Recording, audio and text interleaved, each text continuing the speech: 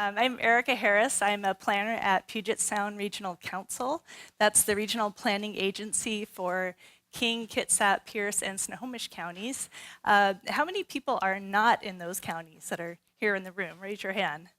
Okay, I think you'll find this presentation is equally applicable to you too, because our region is very diverse. We have cities and counties of all types and sizes. So I'll talk a lot about regional growth centers, but I think it's applicable to all other types of centers, including just your small downtown. And I also wanted to, let's see, do we have this working? Excellent. I'll go through this fairly quickly because we have a discussion question for you. So the last half of that will be for discussion. Quickly tell you about PSRC and the region, so you have some context. Talk about development and the impacts of particularly sprawling development. What are some ways we're trying to address it, and a little bit on how are we doing in future planning. Okay, so it looks like it's that direction.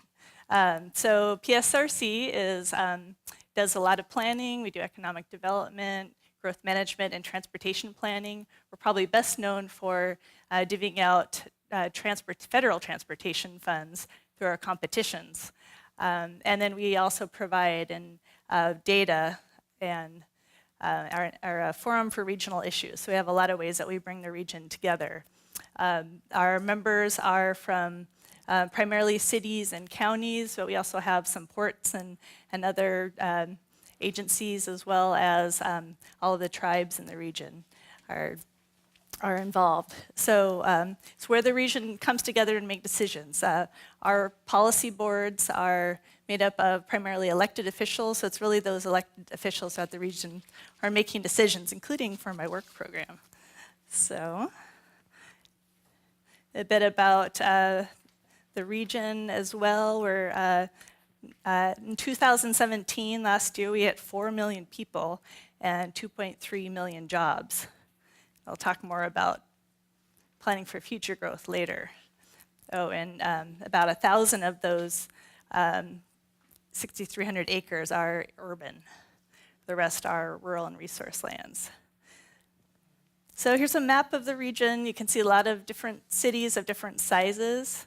I'll go quickly through what some of the places that we're trying to plan for.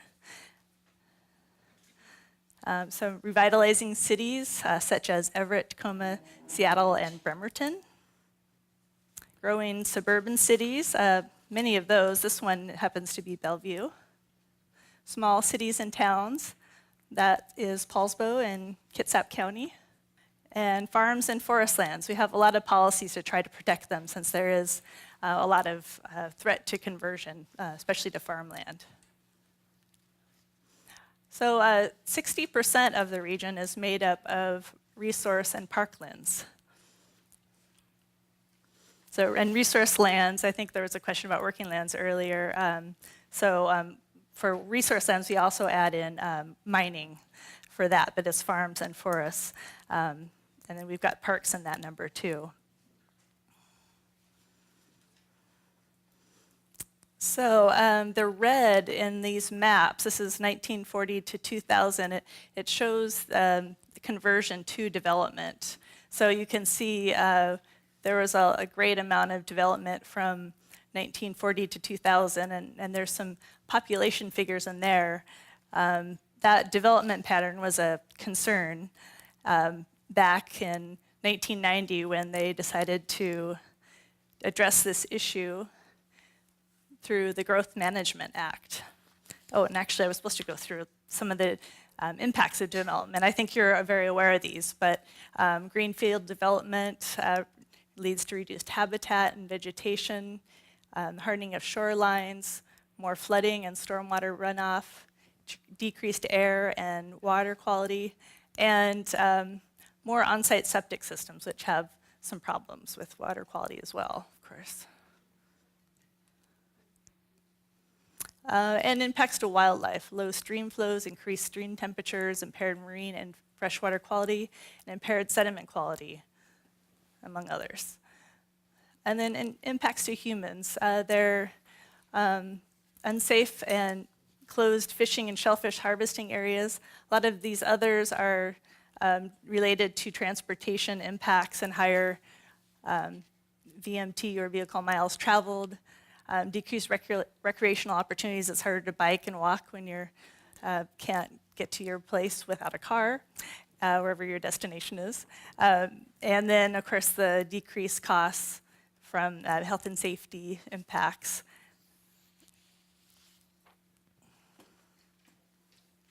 All right, so with those impacts, it might seem alarming that the region will continue to grow up to 5 million in 2040. And so this is where we get to the GMA. They wanted to try to address this problem. And so the Growth Management Act requires planning for urban growth areas, resource lands in critical areas, strong local and comprehensive plans and development regulations, regional certification of local plans, and buildable lands analysis. And PSRC tries to implement this through our regional planning. Our regional integrated plan is called Vision 2040, and it has growth management, development patterns, environment, housing, public services, and transportation, all as components with multi-county planning policies within them. So it addresses all of those issues. And we also have 2 functional plans, our regional economic strategy and our metropolitan transportation plan. Oops. And part of Vision 2040 has a regional growth strategy concentrating future growth in the urban area, but also in centers. And importantly, those centers should be connected by transit. And that's where the highest levels of growth are supposed to go in the future. We also strive for a regional jobs housing balance, but as you might know, that's difficult to achieve. So we're trying to figure out how to do that still. And that picture is a picture of Redmond, if you're curious. So we have 29 regional growth centers. Those are the centers that are supposed to have the largest amount of growth. And they do a lot of work in a small area. They're only 2.6% of the urban area, but they have 5% of the urban population and 30% of the jobs. And there are new centers that get designated. We have procedures, but we try to keep those to a fairly limited number. And I do have some proof that Sound Transit is looking at our centers and where they are and using that for their planning for their light rail system. So it seems to be working as a system.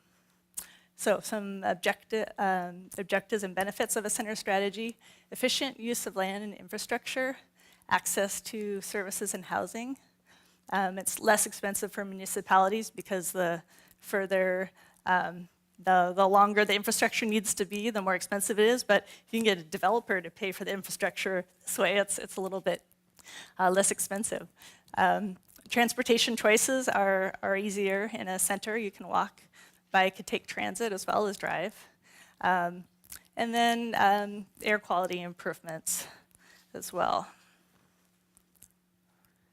And just a bit on market preferences, both young folks and older folks seem to be attracted to some of these types of centers, not only regional growth centers, but other types of centers around the region. And the pictures are just different examples of densities. So something can be quite dense, but if it's well designed, it doesn't necessarily look quite as dense.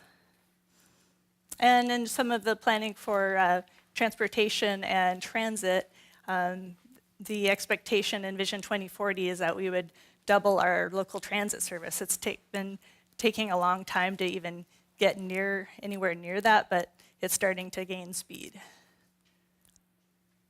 So regional trails and active transportation are also an important part of Vision, and this really gets to their policies for health and well-being and climate. So we've been working on a regional bicycle network, and trying to find transportation funds for those is challenging, but we're slowly building it out. I really like this graphic here. It talks about compact development as sort of a best stormwater practice. It leads to less runoff per capita, lower vehicle miles traveled, meaning lower emissions and pollution, more walking and biking is possible, and then less infrastructure and more habitat is preserved.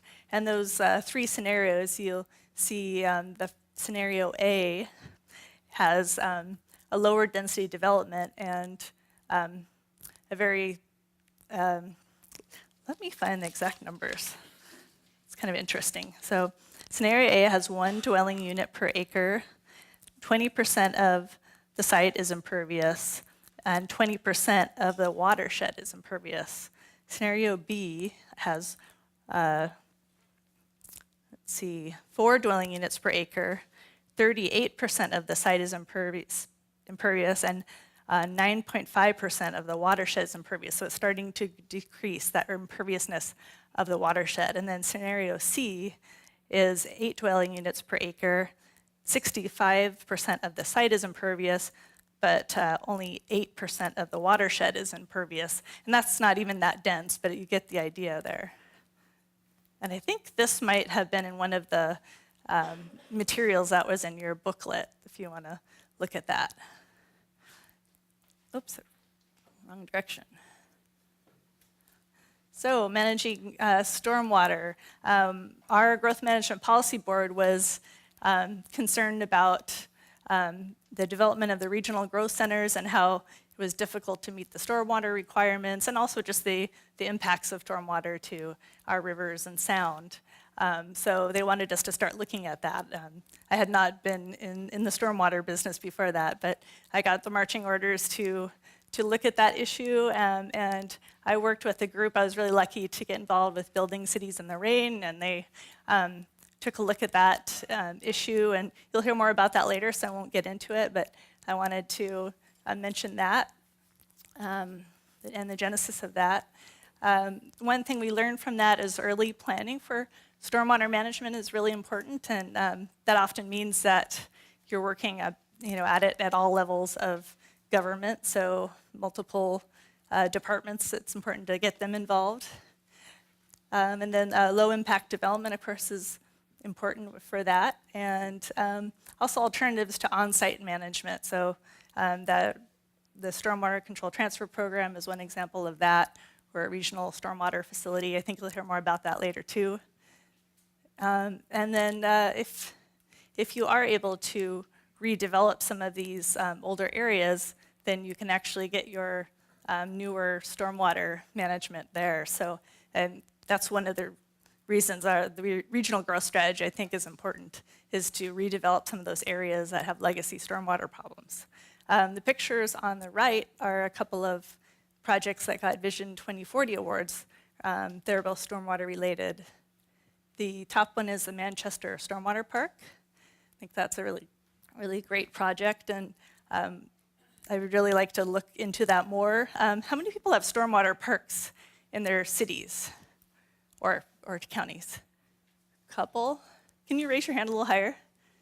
Okay, a few, that's great.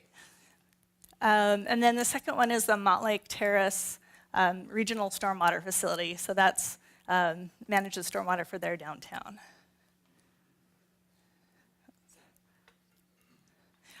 One project I'm working on is a regional open space conservation plan. You can think of it as a green infrastructure plan at multiple scales, so farms and forests and parks, national parks, but also smaller site scale, multi-benefit green infrastructure. So that plan just came out as a draft earlier this week, and if you haven't got an email for it, you can maybe send that around. And I'd love to get any input on that because it is a draft plan at this point. And I'll mention that our definition of open space is fairly broad. It includes farmlands, working forests, aquatic systems, natural lands, regional trails, and urban open space. And for that category of urban open space, we do have a parks analysis for the urban area, which has been pretty interesting for lots of jurisdictions. So, how are we doing? This is just one way to look at it. I don't have a lot of information on it, but in 2015, 96% of permitted housing units were in the urban growth area. Now, this is the PSRC region. Back in 1991, only 72% were. So it seems like from this metric that we're actually doing pretty well. I know that there's some older information from Puget Sound Partnership. This is one of their metrics that they look at. And sound-wide, we weren't doing quite as good in 2010, but that's older, and I'd love to see some updated information from them on that sound-wide. We are coming up on the need to plan for 2050. We have 2040, but on Friday, we will issue our scoping statement, and that really starts and kicks off the planning for Vision 2050. A couple of assumptions we have is that we would like to use Vision 2040 as a foundation. We've heard that from our boards. And would love to get your input on scoping as well. We don't always get a lot of input on stormwater, water quality, other issues. We hear a lot about transportation to housing, which are obviously very important, but if you all would like to have input on some of those the areas that you care about, both for Vision and for the EIS, that would be helpful. And you'll see on our website where you can do that. So now we're at the part where we have a bit of discussion. I wanted to highlight a bit how it's important. These innovative projects really need to work across departments. And I know that you have a variety of folks from each of your cities, well, if you're able to. And so my questions for you were, so first if you could, there's some paper on your table, and I think there's a little slip with the questions there too, in addition to having them on the slides. If you could write down your department and role, and then what can other departments do to help you in your work to improve water quality and support compact development and other best practices. You could think about other things as well, but I just wanted to help you focus a little bit. An example might be to have quarterly meetings across departments. And then flip that. What can you do to help other departments with those things? So if you want to take maybe 3 minutes to think about that by yourself. But if anyone has any questions, please come up to me later. I will be around all day. Thank you.